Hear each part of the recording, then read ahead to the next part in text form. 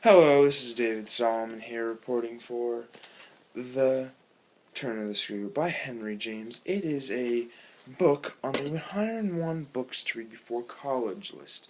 Now, I'm reporting on this to you because I got some things to say about this book. Now, this book, not the easiest thing to read.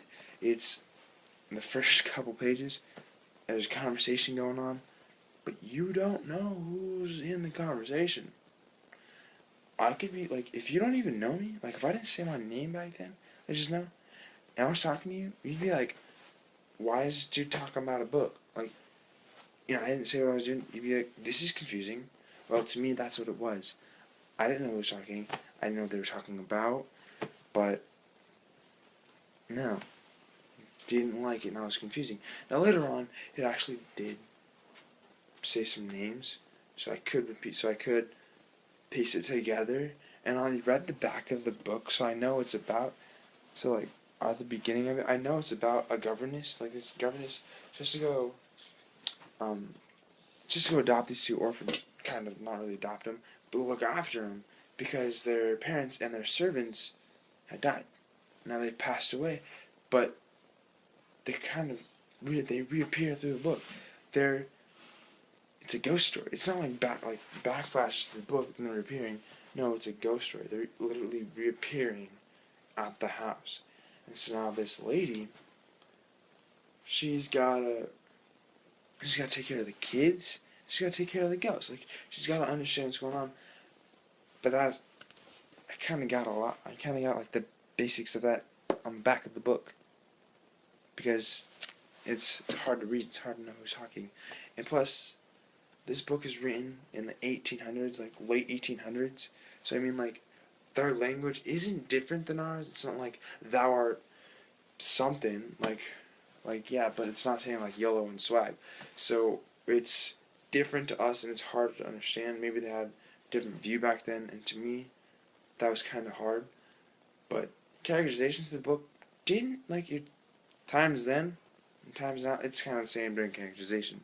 If you're confused, you're confused, and if you're all mopey like the kids were in this book, if all mopey, yeah, well, they're gonna be mopey, like you're gonna know it. Because these kids, their servants are dead, their parents are dead, they're gonna be all mopey.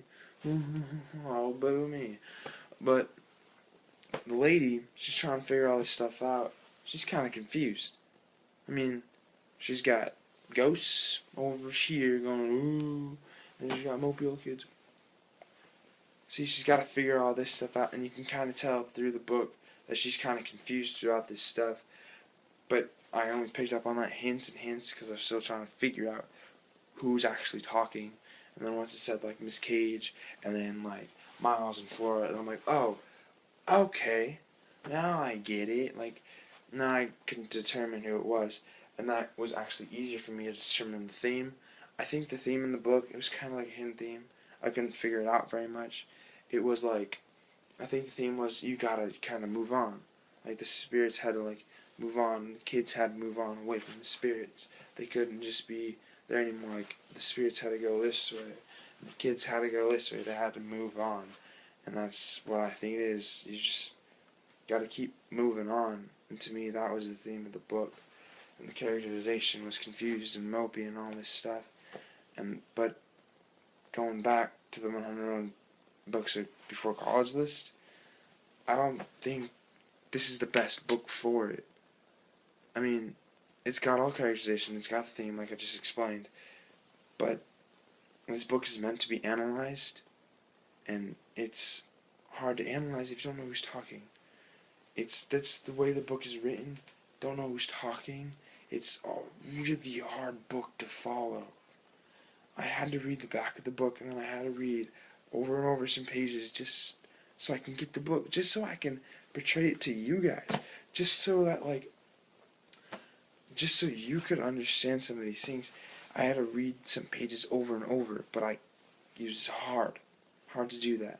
And if it's hard, just gotta read it 4 times so I can just explain it. I'm not going to be able to get it. So I don't see the point in reading this book before college. I don't see why it's on the list. Analyzing, you can get that from other books. And this book was kind of like a mystery book. Yeah, those are good reads, but it's not the best one. So I say that The Turn of the Screw by Henry James should be taken off of the 101 books to read before college lists. This is David Solomon, and I'm out.